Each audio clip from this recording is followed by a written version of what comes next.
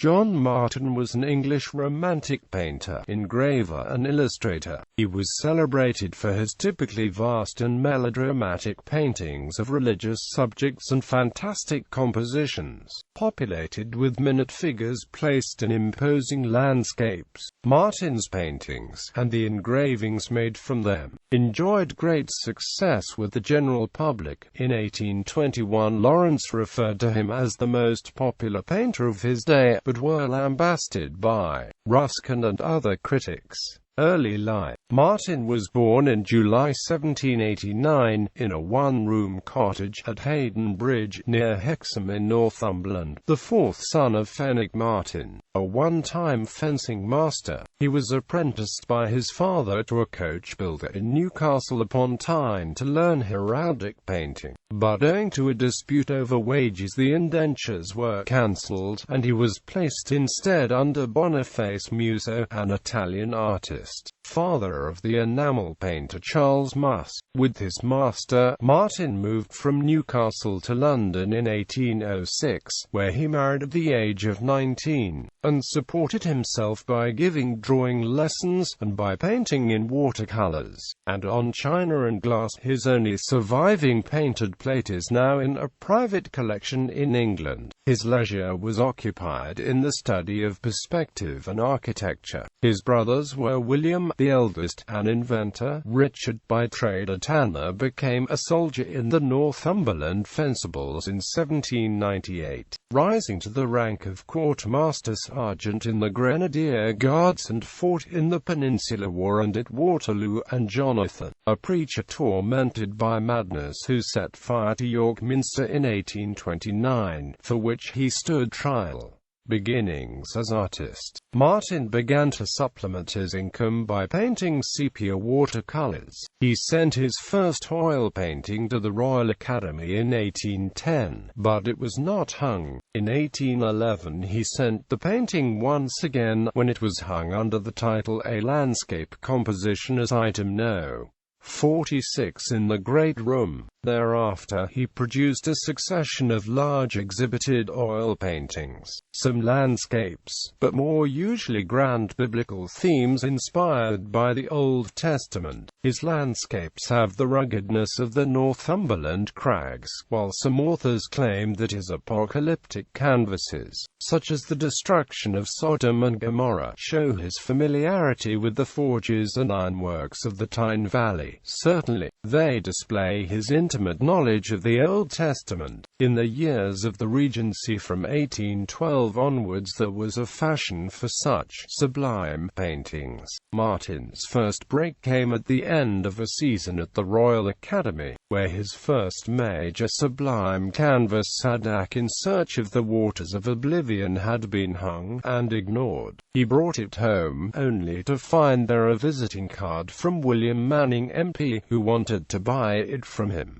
Patronage propelled Martin's career. This promising career was interrupted by the deaths of his father, mother, grandmother and young son in a single year. Another distraction was William, who frequently asked him to draw up plans for his inventions, and whom he always indulged with help and money. But, heavily influenced by the works of John Milton, he continued with his grand themes despite setbacks. In 1816 Martin finally achieved public acclaim with Joshua commanding the sun to stand still upon Gibeon, even though it broke many of the conventional rules of composition. In 1818, on the back of the sale of The Fall of Babylon for £420, he finally rid himself of debt and bought a house in Marylebone, where he came into contact with artists, writers, scientists and Whig nobility.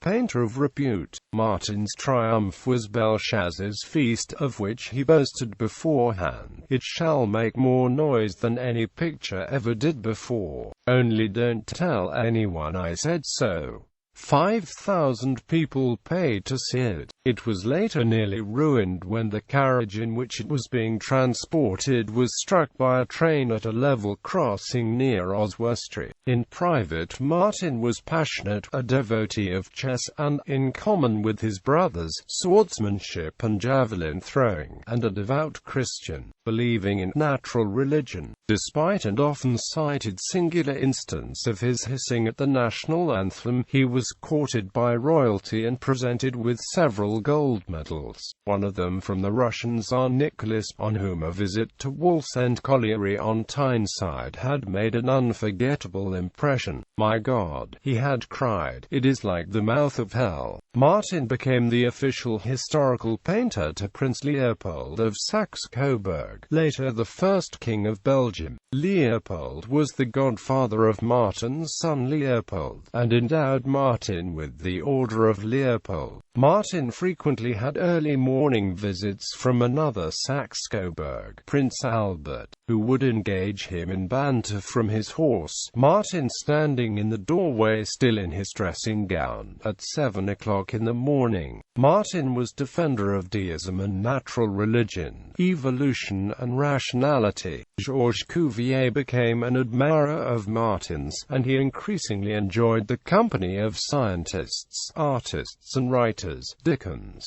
Faraday and Turner among them. Martin began to experiment with mezzotint technology, and as a result was commissioned to produce 24 engravings for a new edition of Paradise Lost, perhaps the definitive illustrations of Milton's masterpiece, of which copies now fetch many hundreds of pounds. Politically his sympathies are not clear. Some claim he was a radical, but this is not borne out by known facts, although he knew William Godwin, the aging Reformed revolutionist, husband of Mary Wollstonecraft and father of Mary Shelley, and John Hunt, co-founder of the Examiner. At one time the Martins took under the wing a young woman called Jane Webb, who at 20 produced The Mummy, a socially optimistic but satirical vision of a steam-driven world in the 22nd century. Another friend was Charles Wheatstone, professor of physics at King's College, London. Wheatstone experimented with telegraphy and invented the concertina and stereoscope. Martin was fascinated by his attempts to measure the speed of light. Accounts of Martin's evening parties reveal an astonishing array of thinkers, eccentrics and social movers. One witness was a young John Tenniel, later the illustrator of Lewis Carroll's work, who was heavily influenced by Martin and was a close friend of his children. At various points Martin's brothers were also among the guests, their eccentricities and conversation adding to the already exotic flavor of the fair. Later life. His profile was raised further in February 1829 when his elder brother, nonconformist Jonathan Martin, deliberately set fire to York Minster. The fire caused extensive damage and the scene was likened by an onlooker to Martin's work, oblivious to the fact that it had more to do with him than it initially seemed. Jonathan Martin's defense at his trial was paid for with John Martin's money. Jonathan Martin, known as Mad Martin, was ultimately found guilty but was spared the hangman's noose on the grounds of insanity. Martin from about 1827 to 1828 had turned away from painting, and became involved with many plans and inventions. He developed a fascination with solving London's water and sewage problems, involving the creation of the Thames Embankment, containing a central drainage system. His plans were visionary, and formed the basis for later engineers' designs. His 1834 plans for London's sewerage system anticipated by some 25 years the 1859 proposals of Joseph Bazalgette to create intercepting sewers, complete with walkways along both banks of the River Thames. He also made plans for railway schemes, including lines on both banks of the Thames. The plans, along with ideas for laminating timber, lighthouses, and draining islands, all survived. Debt and family pressures, including the suicide of his nephew, brought on depression, which reached its worst in 1838. From 1839 Martin's fortunes recovered and he exhibited many works during the 1840s. During the last 4 years of his life, Martin was engaged in a trilogy of large paintings of biblical subjects: The Last Judgment, The Great Day of His Wrath, and The Plains of Heaven, of which 2 were bequeathed to Tate Britain in 1974, the other having been acquired for the Tate some years earlier. They were completed in 1853, just before the stroke which paralyzed his right side. He was never to recover and died on the 17th of February 1854, on the Isle of Man. He is buried in Kirkbraden Cemetery. Major exhibitions of his works are still mounted. Legacy: Martin enjoyed immense popularity and his influence survived. One of his followers was Thomas Cole, founder of American landscape painting. Others whose imaginations were fired by him included Ralph Waldo Emerson and the Brontes. A print of Belshazzar's Feast hung on the parlor wall of the Bronte parsonage in Haworth, and his works were to have a direct influence upon the writings of Charlotte and her sisters, who as children played with a model of him. Martin's fantasy architecture influenced the glass awn and angria of the Bronte Juvenilia, where he himself appears as Edward de Lisle of Verdopolis. Martin's work influenced the Pre-Raphaelites, especially Rossetti, and several generations of movie makers, from D. W. Griffith, who borrowed his Babylon from Martin, to Cecil B. DeMille and George Lucas. Writers like Rider Haggard, Jules Verne and H. G. Wells were influenced by his concept of the sublime. The French Romantic movement, in both art and literature, was inspired by him. Much Victorian railway architecture was copied from his motifs, including his friend Brunel's Clifton Suspension Bridge. A number of Martin's engineering plans for London, which included a circular connecting railway, though they failed to be built in his lifetime, came to fruition many years later. This would have pleased him inordinately. He is known to have exclaimed to his son, Leopold, that he would rather have been an engineer than painter.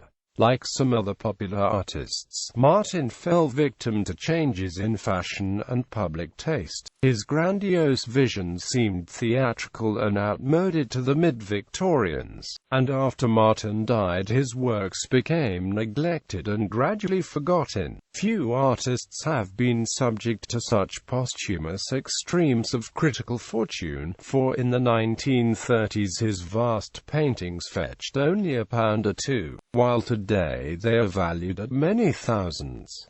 A number of Martin's works survive in public collections. The Lame Art Gallery in Newcastle, which also holds his famous Black Cabinet of Projects in Progress, Tate Britain, the Victoria and Albert Museum, the Louvre, the National Gallery of Art in Washington, D.C., Yale Center for British Art, St. Louis Art Museum, and elsewhere in the USA.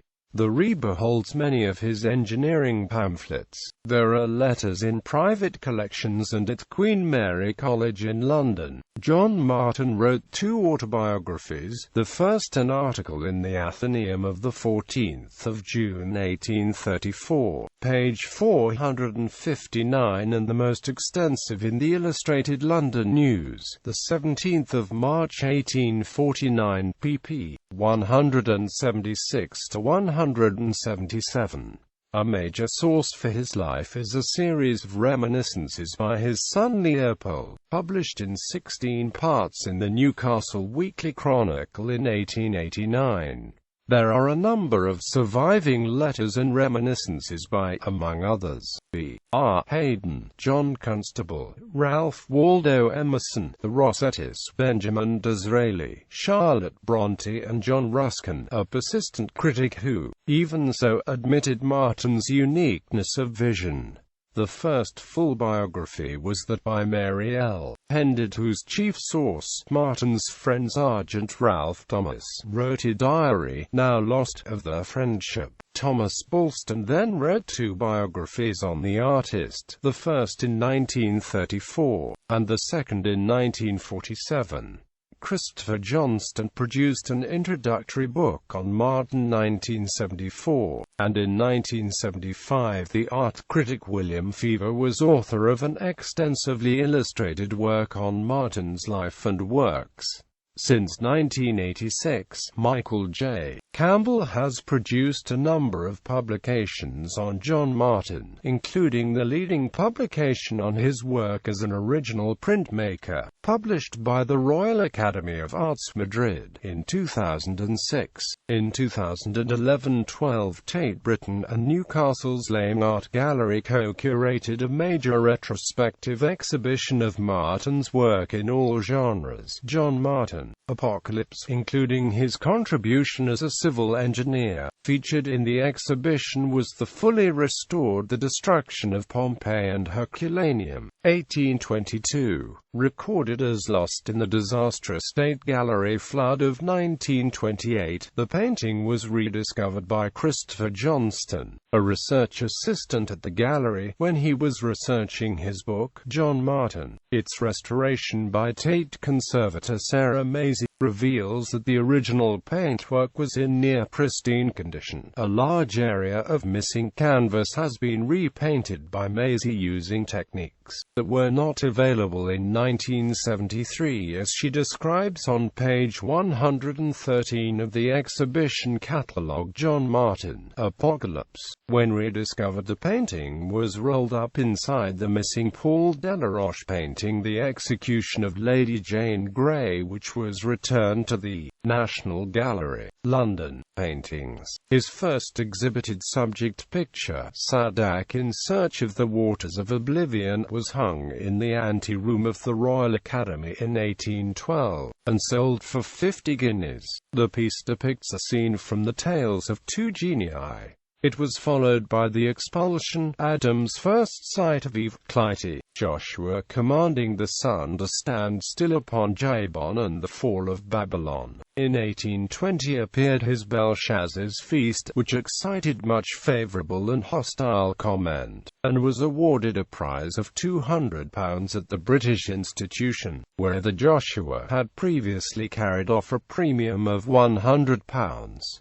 Then came The Destruction of Pompeii and Herculaneum, The Creation, The Eve of the Deluge, and a series of other biblical and imaginative subjects. The Plains of Heaven is thought by some to reflect his memories of the Allendale of his youth. Martin's large paintings were closely connected with contemporary dioramas or panoramas, popular entertainments in which large painted cloths were displayed, and animated by the skillful use of artificial light. Martin has often been claimed as a forerunner of the epic cinema, and there is no doubt that the pioneer director D.W. Griffith was aware of his work.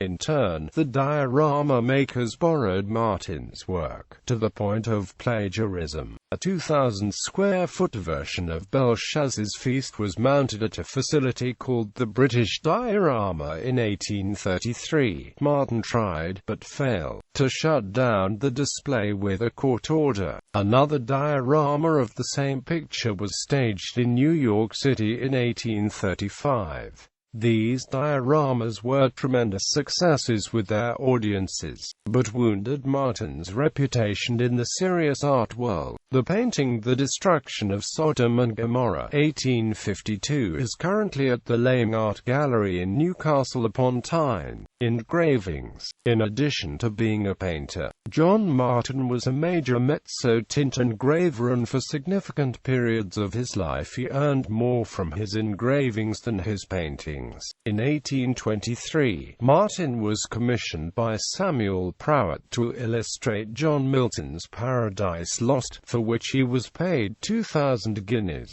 Before the first 24 engravings were completed, he was paid a further 1,500 guineas for a second set of 24 engravings on smaller plates. Some of the more notable prints include Pandemonium and Satan presiding at the Infernal Council, remarkable for the science fiction element visible in the depicted architecture, and arguably his most dramatic composition, Bridge Over Chaos. Prout issued 4 separate editions of the engravings in monthly installments, the first appearing on the 20th of March 1825 and the last in 1827.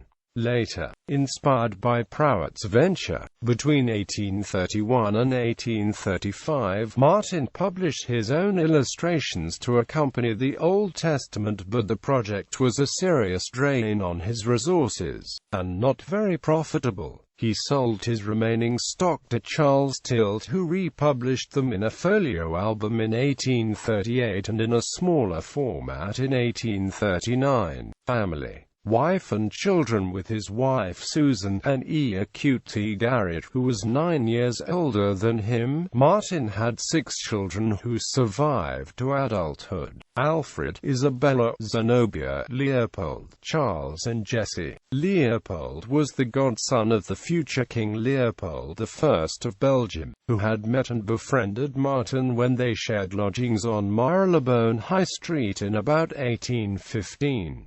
Leopold later wrote a series of reminiscences of his father, published in the Newcastle Weekly Chronicle supplement in 1889.